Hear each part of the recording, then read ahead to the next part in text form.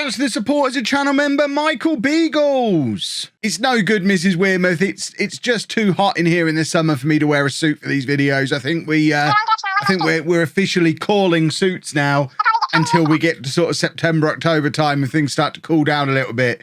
I know you like me in a suit, but at least this way you get to see me in all of my sexy t-shirts. Today is one from One Division. I know I've got some cool t-shirts, and now at least people can see them again. The other thing that I need to let everybody know about, in fact, Mrs Wearmouth, I'm gonna say goodbye. I know it's rare for me to not be talking to you in one of these intros, but I need to talk to the people directly. So I'll speak to you soon. Yeah, it will be a few days. And it'll be a few days because we're going into the school holiday schedule here on the channel for the next week or so. It's not something I've had to do in over a year because school holidays and being able to go out and do stuff has kind of been irrelevant in the world that we've been living in for the last year or so, because the kids haven't been at school anyway.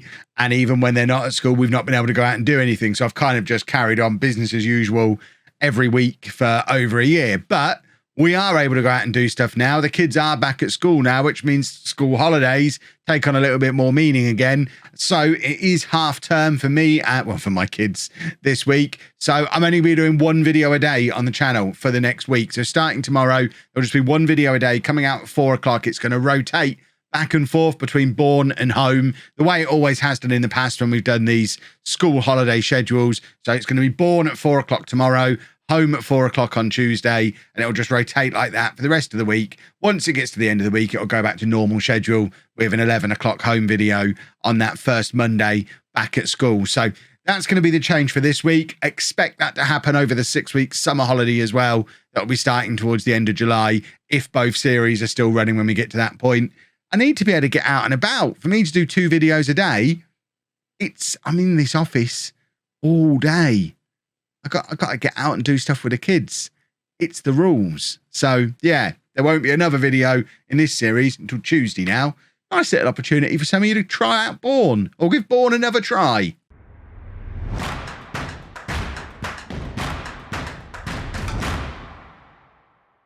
Hello, I'm welcome to part 119 of Homegrown. I'm Kevin. Coming up on today's episode, we have our season review and transfer special at the end of another season. It's specifically the end of the 2034 season with Home. So let's get straight into the season review. And then we've got a big pile of cash to spend, but as we've shown over the last couple of transfer windows, it's pretty hard to spend. So it'll be interesting to see if we actually manage to spend it. In the last year, we've only signed 4 players. All 4 of them are now wonder kids, though. 3 of them were wonder kids when they arrived. Djukic is now also considered a wonder kid, or at least he was considered a wonder kid at one point. Is he still considered a wonder kid? He's not, actually. There was a time this season where he was considered a wonder kid. He now seems to have dropped back down again. But these were the 4 players who came in last summer. Djukic is actually the one who's won signing of the season, which is interesting because he only played 12 games and averaged a 6.68. Personally, I would have given it to Gregoire, who's been a very important part of the midfield, although again, only averaging a 6.79. And the best average rating actually went to Villalobos at 6.73. 10 goals from 33 appearances. We expected more. Hopefully we'll get more this season to come. And hopefully this summer we'll be able to bring in more than 4 players, because you know how much I love doing transfers. It's just hard to find players who are good enough to bring in now. But of course, what it means is these 4 have now all got a season under their belts, and fingers crossed we'll start to step on and become more and more important players of the team over the course of the next year, as we've seen the likes of Fazekas do in recent years, where Fazekas is now a real key player for us after having a slightly iffy 18-year-old wonder kid year. So this was how the league table finished. A 10th place finish after 2 consecutive 9th places. We're 1 place below Slam Dunk's Birmingham. I would like to remind everybody, Slam Dunk has no transfer restrictions on him. He's not a better manager than me.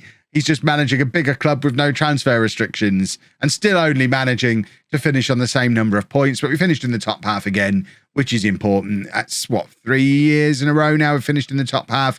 We're very much an established mid-table Premier League team now who are a player or 2 away from pushing for European qualification. I mean, to be fair, we were pushing for European qualification for the second half of this season. We didn't quite get there, but I think the goal for this coming year has got to be qualify for Europe. Interesting to see we've almost maxed out the average attendance on the new home of football in our first season in it. 97% average attendance suggests that it's probably only going to be a year or 2 before we need another significant ground expansion, or maybe even a third new stadium in the series at some point, which would be insane. Chancel Bayer, top scorer on 13 goals. Very exciting to see him emerge over the course of this season just gone. Financially, things are looking very solid.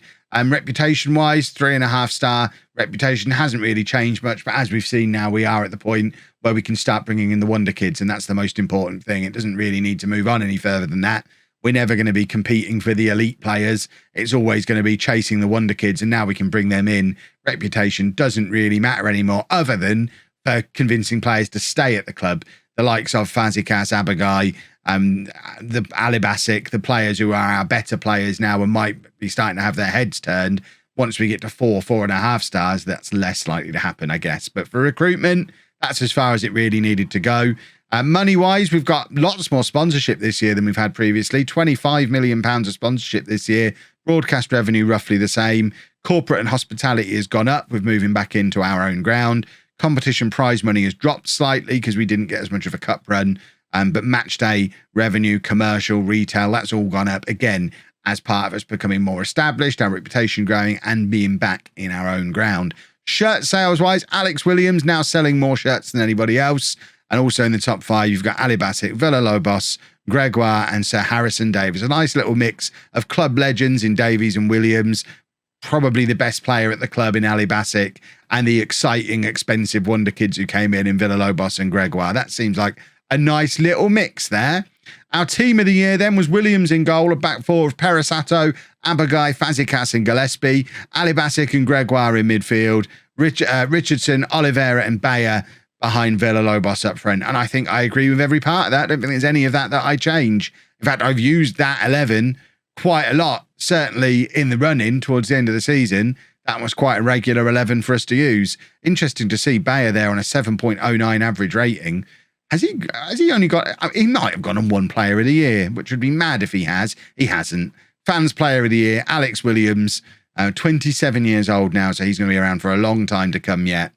Young player of the year is Bayer. Signing of the season, we already know, is Dukatic. Goal of the season went to Richardson. Top scorer was Bayer. Most assists, Richardson. Highest average rating was Bayer. Most man of the matches was Richardson. These two very good young players. Zapata getting most pass completion. And Bayer's also made it. Oh, in fact, he's won the English Players Young Player of the Year for Bayer as well. It's surely only a matter of time before he breaks into the England team. You would think, if he's an English wonder kid who's the English Young Players Player of the Year, or whatever it was, Players Young Player of the Year, got to get him in the England squad at some point. As we know, this season, Kieran Hodgkinson broke the club record for appearances, now on 422. I would expect Williams to break that within a year or two as well, pushing Harrison Davies down to 3rd place. Disgusting stuff. And Gregoire was our new record signing at £40 million. We'll just check in on the all-time best 11 as well, which is going to be on here somewhere. Record low goals. Yeah, we know. We know all about the lack of goals. We don't need a reminder. I guess there's been no changes to our all-time best 11, so we don't need to look at them this summer. What we can do is check in on the club vision. Mrs Wearmouth still just looking at us to fight bravely against relegation and then become an established Premier League team.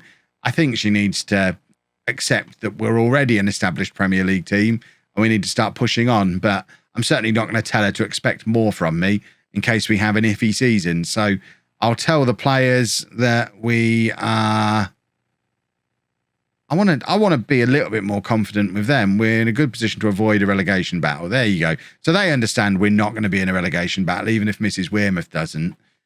New season team report, we don't worry too much about because it's always weirdly inaccurate. Training camp, we're off to Singapore. Don't feel the need to fiddle with that.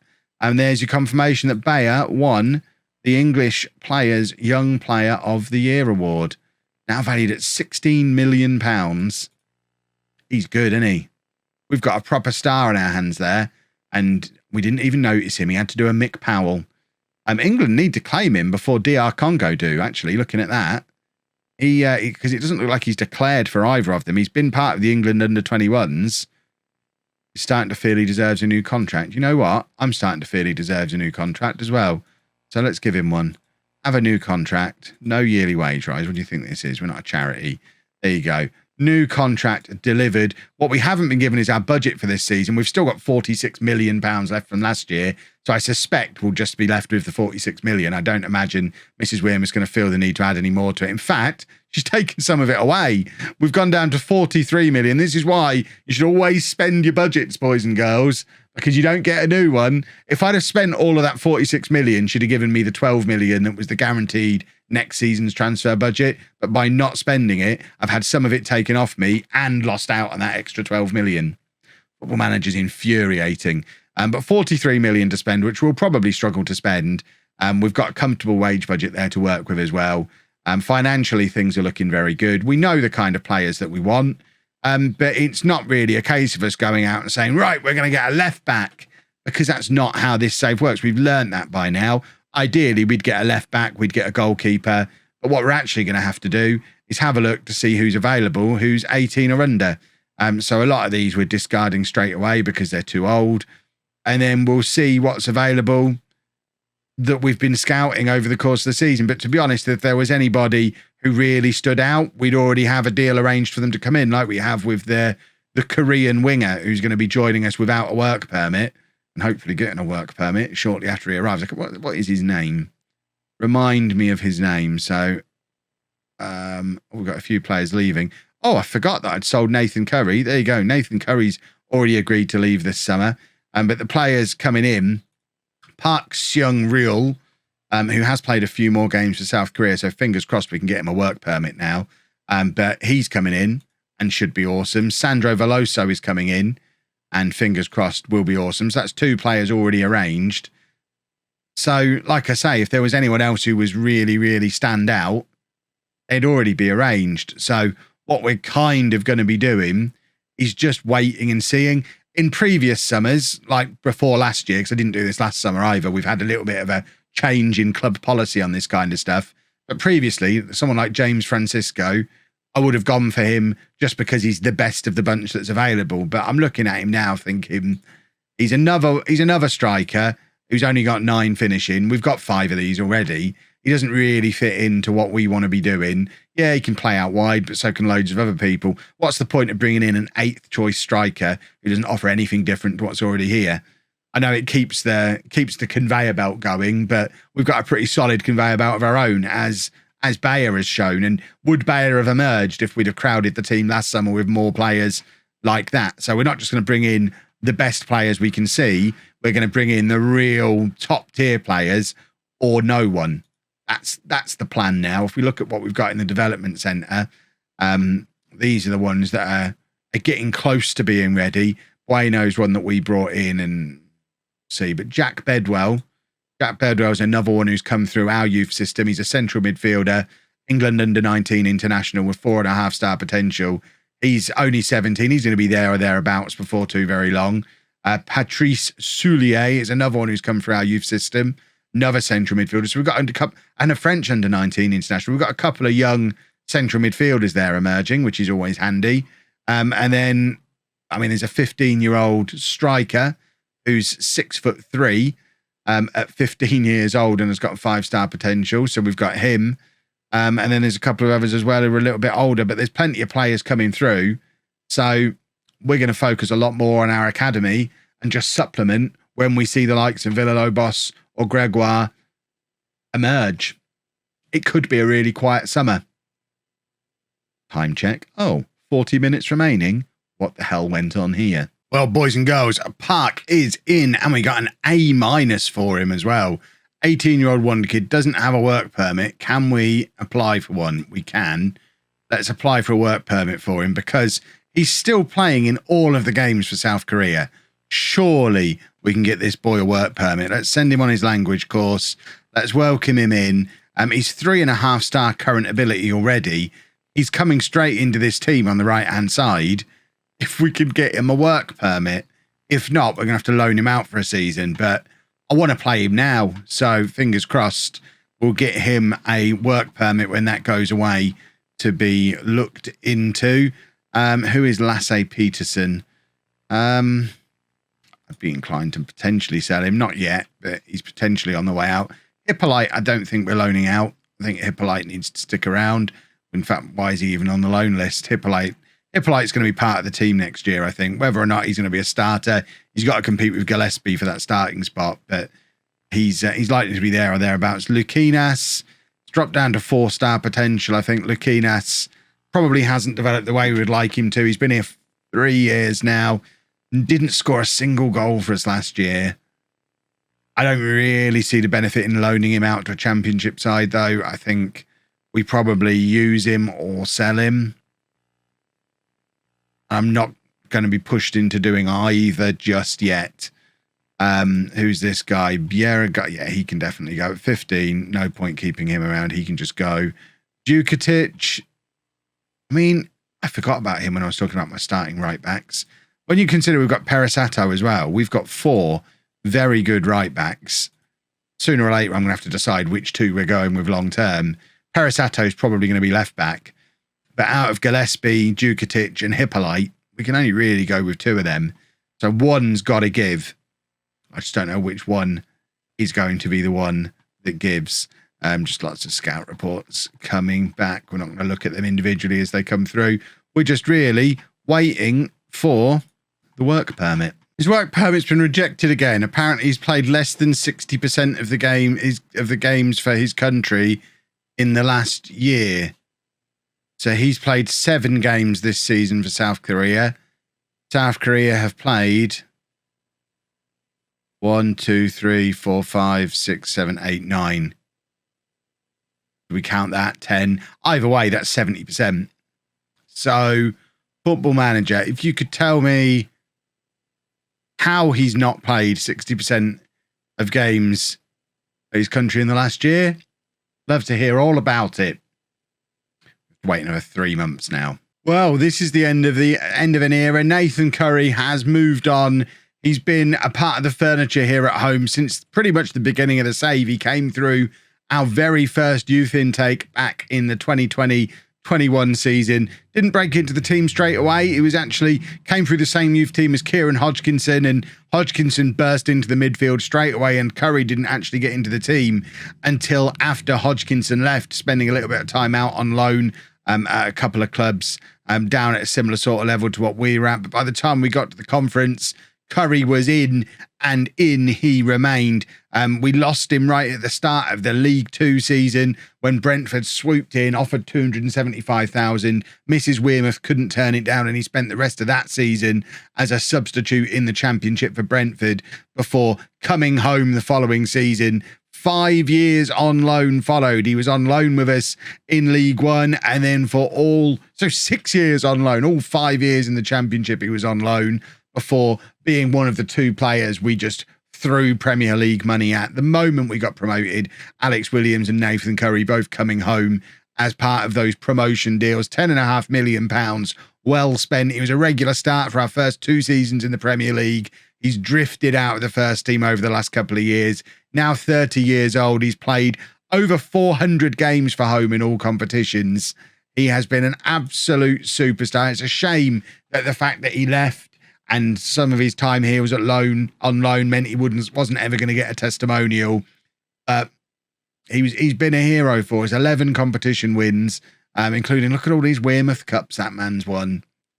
Thank you, Nathan Curry. I think after the debacle of Nathan Curry in the 2019 version of Home, it's good to see him become such an important part of the save this time round, and he can go and enjoy his retirement in peace in Spain. Thank you, Nathan. Look, I know I'd previously used this guy as the example of signings we weren't going to make this summer, and now I've signed him, but I've been sat in this hot room for 2 hours now. I just decided I needed to sign a player, and to be honest, it's turned out really rather nicely for me. He's come in with 3.5-star current ability, 5-star potential. I actually brought him in with a view to him playing on the right-hand side while Park's unavailable and Villa-Lobos is up front. So he should be able to come straight into the team as well. And you never know, he might end up being a superstar because he looks pretty useful. James Francisco is in. Let's just make sure we welcome him in. We've actually spent some money.